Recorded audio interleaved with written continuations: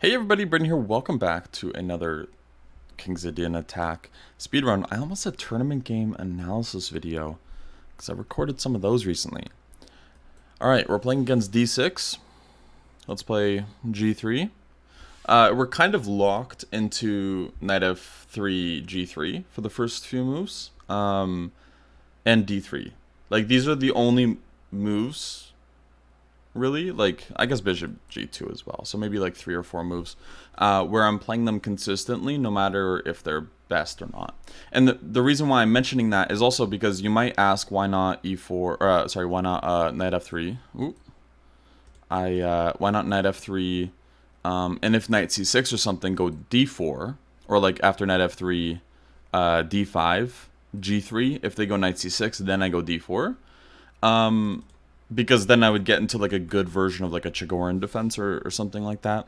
And I can definitely do that, but for the sake of like simplicity of the opening and being consistent, I'm just sticking with this plan. You can definitely do those things, but that kind of reaches outside of the repertoire. So that's why I'm going for this structure. We kind of have like a English or like just like a normal ready where they put their bishop on f6 instead. I feel like we have a very comfortable position here. Nothing really too much to worry about. Just starting out. When we get into more positions like if we do like a Catalan run, I think this is a mistake. We'll get to that in a second. But I was thinking of doing things like a Catalan run or anything like that, which could be interesting as well.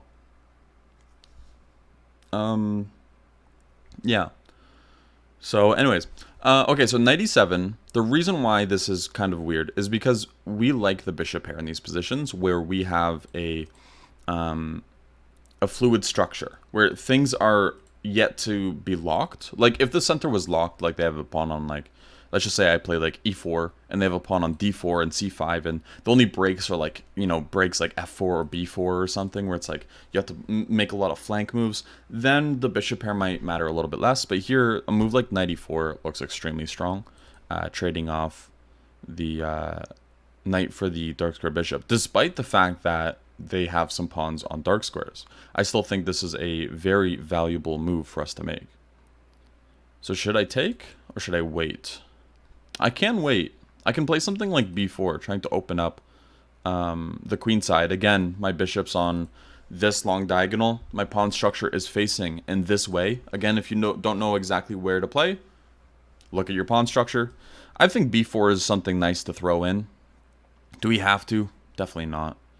They could have tried something like a5. And now I'm more enticed to take it since they've castled, but I'm just going to keep expanding with the move a4. They can't do anything about me taking this bishop next move, which I will do. If they ever play something like g6, trying to save their bishop, it's especially good to take. And I can continue with moves like b5. There's no rush to take that bishop. That's very important to remember. The second that they do open a square up, or if they ever play something like d5, then I should take. But again, I'm not really in a rush right now. I like bishop to b2. I don't mind knight takes f6. Knight takes f6 could be really annoying for them, because after knight takes f6, I do have the move bishop g5 now. And it's really difficult to defend that knight on f6 without me taking, giving back the bishop pair, but completely damaging their kingside. You can also make an argument that maybe it's strengthening it, but we'll have to get to that when the bridge gets crossed. And they can't really move back comfortably. If they play knight d7, then I can take on e7. If they play knight e8, the knight doesn't really belong there, and I can just kind of continue my plans on this side of the board. So the decision right now is between b5 and taking on f6. I like b5 quite a bit. It does give their knight some squares, but they don't really want to go anywhere yet because they want to stay in contact with the bishop. So I'm going to play b5. I'm being fairly aggressive here, but that's kind of what's naturally going to happen whenever your opponent isn't really taking up a lot of space in the center. Like, they kind of are. You could argue maybe they even have a little bit more central space than we do. This feels incorrect.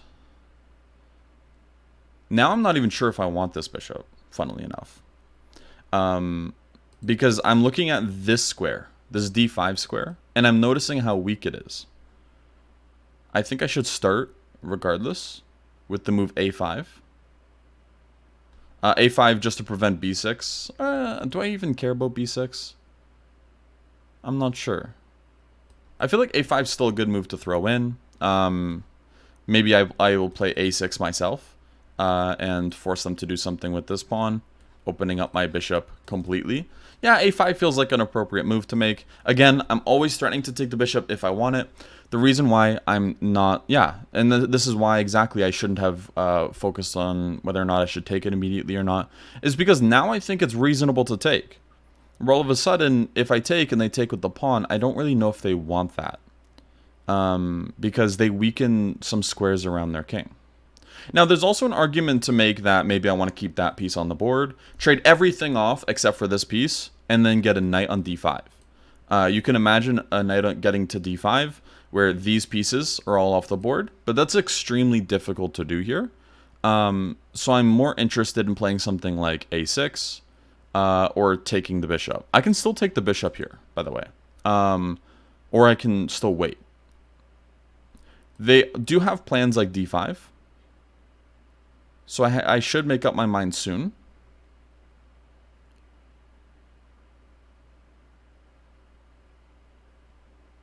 If I go a6 and then I take, they can't really do anything about me taking. I always have threats of knight e5 in the position as well.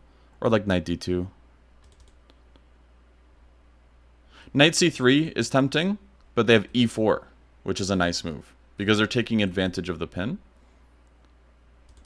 So I'm going to take on f6. I'm pretty low on time already, so I'm going to focus a little bit more on, not being completely down on time. E4, maybe a6 first, just to open up this diagonal, as mentioned before. Okay, now we have this diagonal opened, and what does that mean? We had a tactic like this before. It looks like taking on e5 is playable here. What do they do about it? Because next move, we're going to be taking on a8. If they do nothing, we can play moves like knight c6, or we can just move back. This looks like a pawn we are happy to grab. Yeah, so they move out of the way, but the problem is now we just won a very, very useful pawn. And we can do two things. We can move back, or we can just... Let's move back. Let's not go crazy and jump in, because this piece is arguably better than this piece. And they like the pawn on e5 because they had ideas of like f5 in the position at the very least to try to, get something out of it. But now the position feels really rough to play. I'm going to play queen c2 just to get off the connection of these two pieces. They were staring at each other a little bit there. And I wasn't a fan. E4 is always considered a considerable move. Yeah, I think I'll play it. The bishop doesn't really need to cover these squares anymore because the pawns already do that for me. The only thing to consider is, are they going to play something like f5? But I don't think that favors them. Let's play h3. See if they trade. That's fine if they do. Yeah, so they end up moving back instead. I was considering h4, h5 here.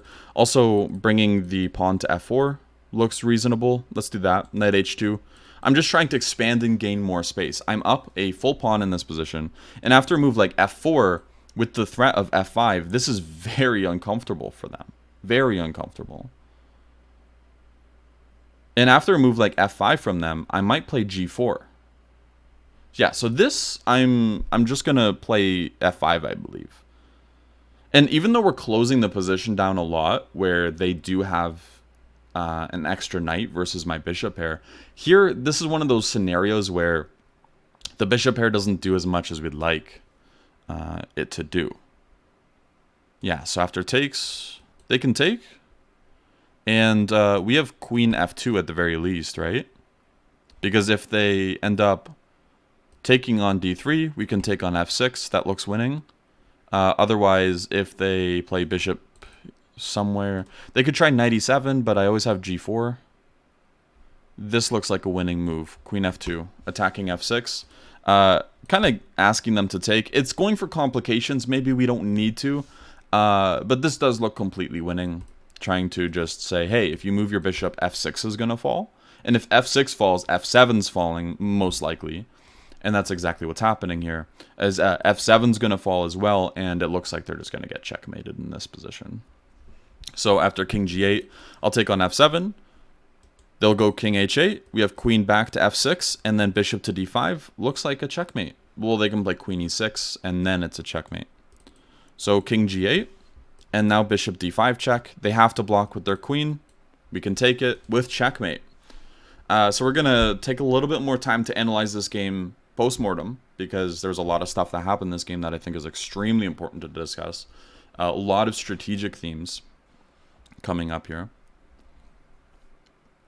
I finally feel like I'm getting used to the opening, which is good, because this is something way out of my comfort zone. This isn't something I'm really used to playing. I've played e4 pretty much my whole life, and I've never played positions like this. So let's go to the analysis board now and discuss how things went down.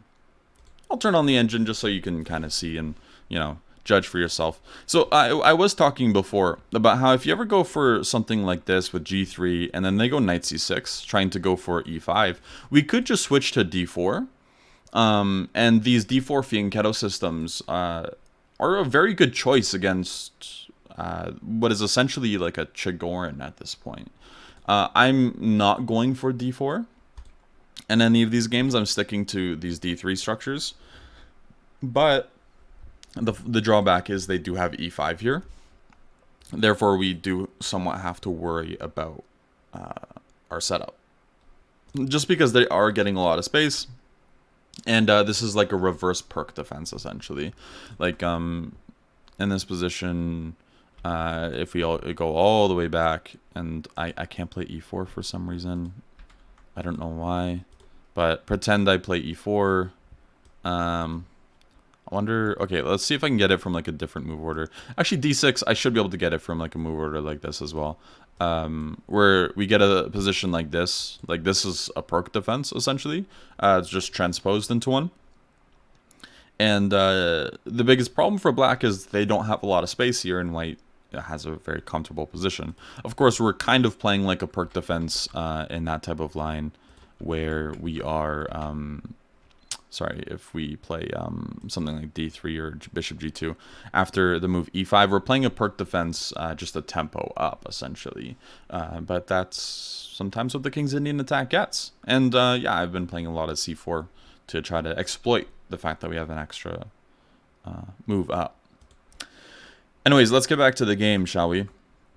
So they go for d6, e5, trying to get a lot of space. d3, always a normal move to throw in to prevent e4. Nothing wrong with that. Bishop e7, bishop g2, bishop f6. The thing is, this bishop I don't believe belongs on f6, unfortunately. Because it always runs into some sort of c4, knight c3, and either knight d5 or knight e4. And even if it doesn't, the knight would rather be on f6 just because it can control those squares. The bishop's just helping control the d4 square and e5 square a little bit more. But the thing is, they already control those squares pretty well with their pawns. So they're essentially going for a dark square strategy here, which is a little ineffective. And that's why I actually castled first. c4 is also equally as good. But that's why I end up going for c4. I'm going for a light square strategy where I also control some dark squares with my knight, whereas they're not really controlling the light squares too well. They'd have to play something like c6, which they end up doing at the very least. But the first thing I'm thinking is like maybe playing g6, bishop g7, and knight f6. But then why did they play this when they could just play this, right? They played 3 moves instead of just 1. So that's why it does feel like white has a very comfortable position at this point. Knight to c3, knight to e7, and again, knight to e4 is extremely strong and completely supported by the engine here.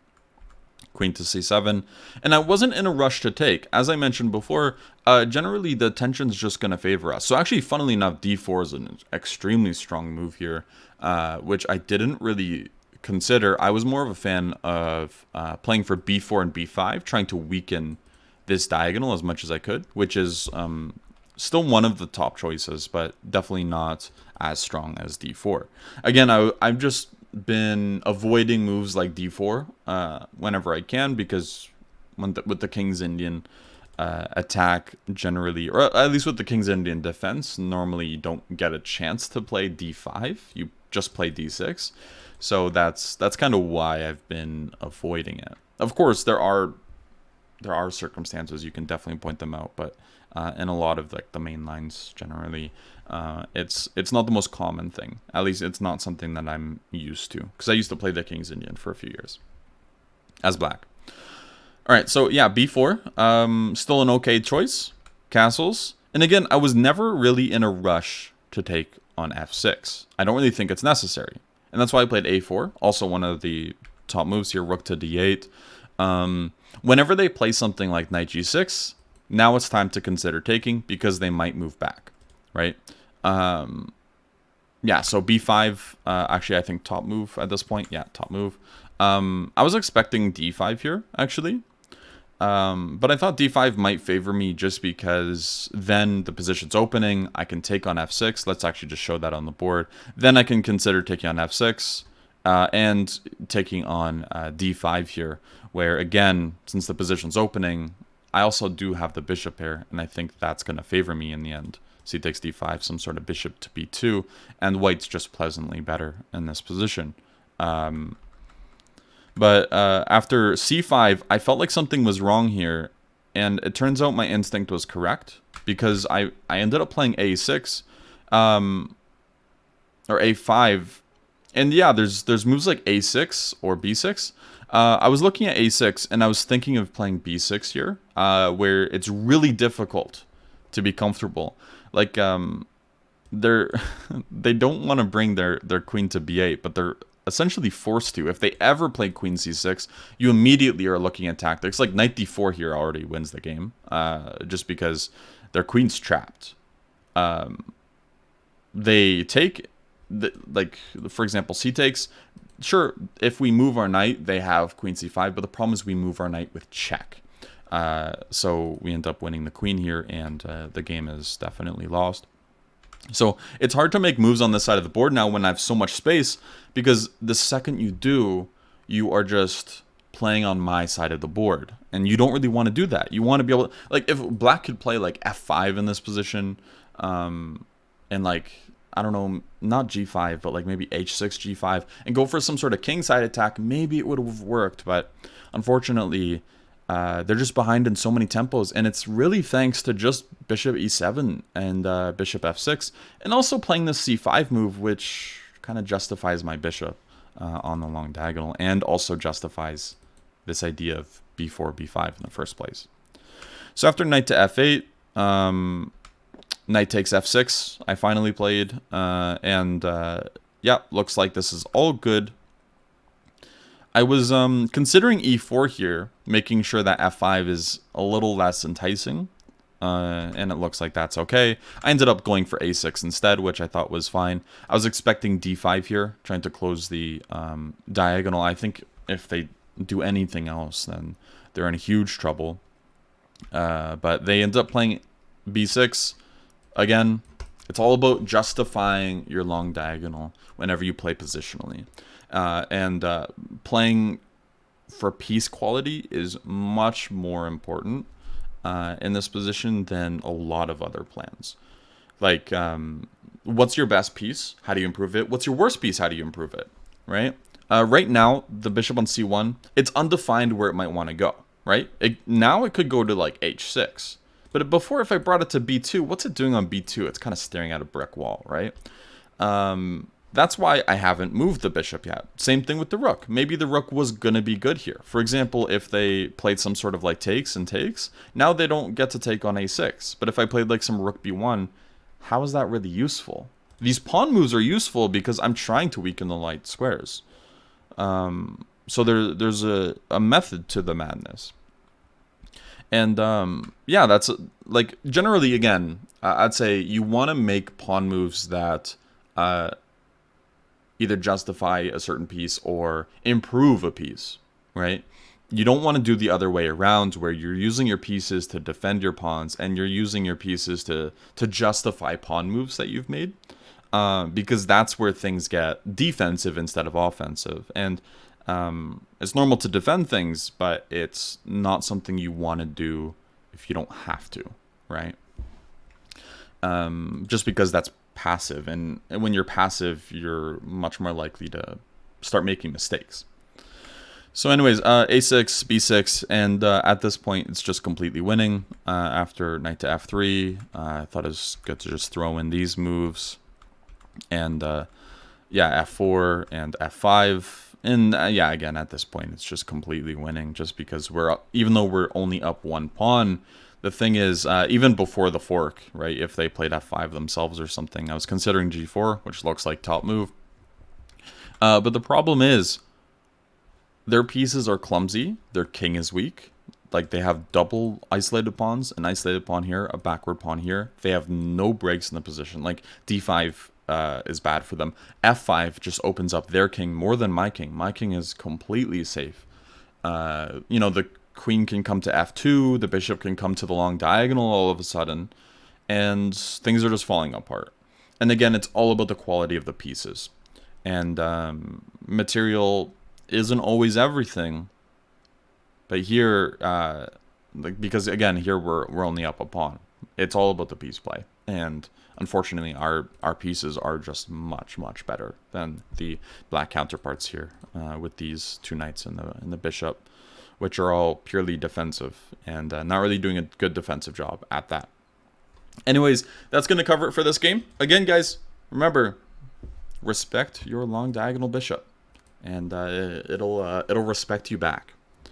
So thanks for watching, and I will see you all in the next one, where we, I guess, just play another game of this. You know, we do our thing, and we hopefully win another game. I don't know. I'm hoping to record a bunch of these in a row. Maybe even get to 2,000 like within the next like week or so I can start filming from the black side, and then start uploading those like as soon as possible. So I'll be starting like a new series while this one is going on, and we'll just like, you know, do like an every other day thing, just so you guys can see some openings as black and not just with white. Yep, that's the final note. Thanks for watching, and I'll see you tomorrow.